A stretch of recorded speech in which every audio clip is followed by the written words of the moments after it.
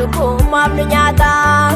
Indeebina kottaa fannoo isaa jalatti jireenyi jiruu dubbisaan alatti gara isaa ilaallaa furmaata fiyyannaa akka nu fayyisuuf kottaa hin kadhannaa.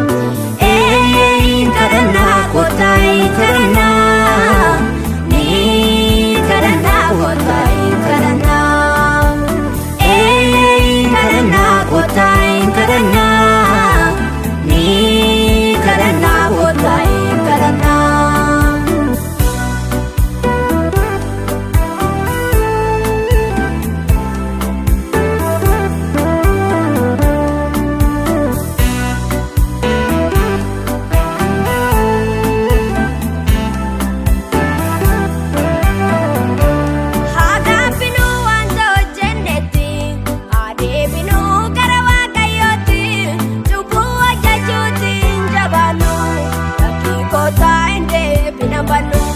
Karaan dhugaan jireenyi siisuma isa dhiisnee sadaquuf jirra. Karaan qabduu fayyini arruma nu hin baasu jallinni gonkuuma. Nutti dhiyaateera guyyaan nu fagoofta lakkii kottaa of qopheessinaa namoota akka teenyu taanaa tarree qulqulloota qalbii jijjiirrannaa cukumaaf nu nyaata.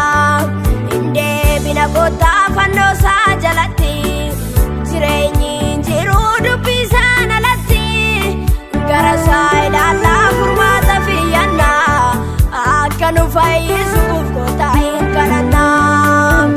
Hin kadhannaa kottaa hin kadhannaa ni kadhannaa kottaa hin kadhannaa. Hin kadhannaa kottaa hin kadhannaa ni kadhannaa kottaa hin kadhannaa.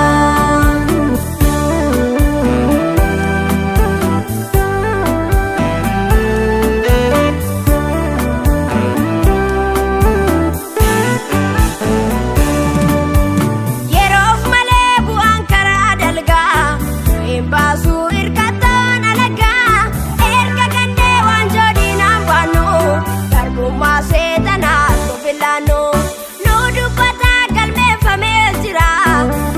Jennu fuula gooftaa duraa kanaaf kottaa somni guyyaafu qabsoomnaa dhugaan itti fufu.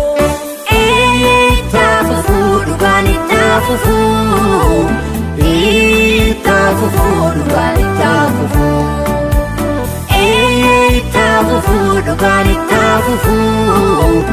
Itti fufu dhugaan itti fufu.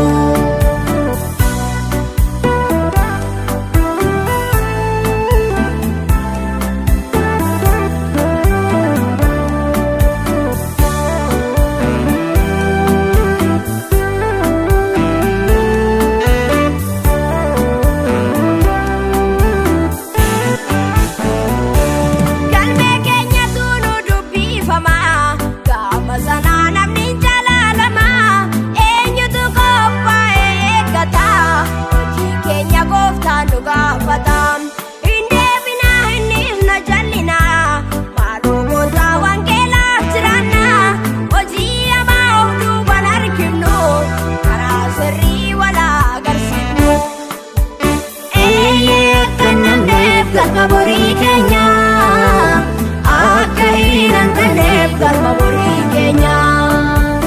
Akka namneef galma borii keenya akka hin hanqanneef galma borii